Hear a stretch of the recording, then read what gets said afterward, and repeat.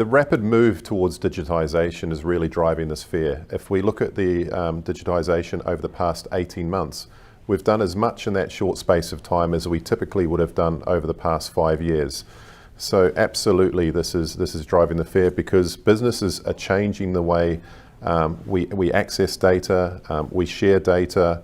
When we think about the cloud and we think about the way people are connecting today, and we also think about how they're connecting and the devices that they're connecting from. So absolutely, these are all drivers towards this fear that it's creating for SMBs. Are these concerns translating to actual cyber incidents? Absolutely.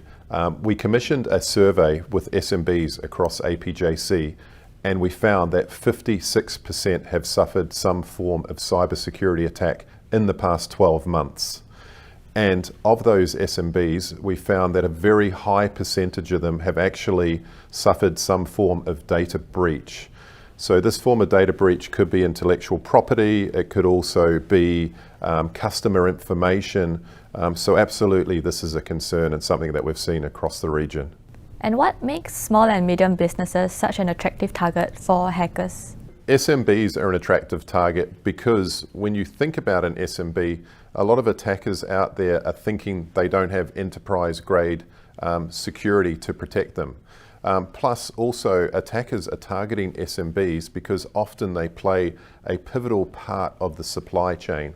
If we can potentially access or get into a SMB network, it's a springboard for attackers to then pivot and get into larger organizations which may be part of that supply chain. And how can SMBs prevent themselves from falling prey to such attacks? And when you think about attacks, still you have to think about what are the major delivery methods for malware, for ransomware.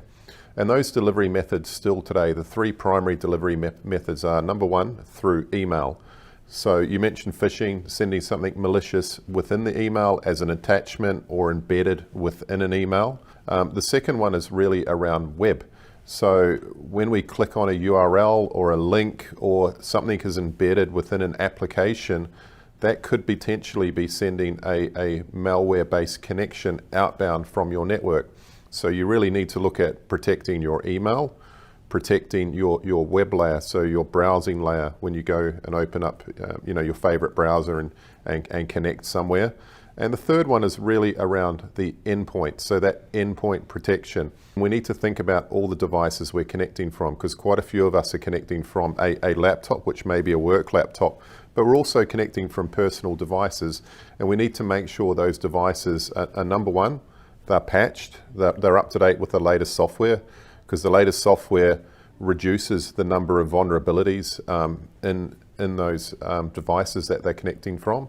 And really, number two, they need to make sure that they're running some form of anti-malware or antivirus software on those machines.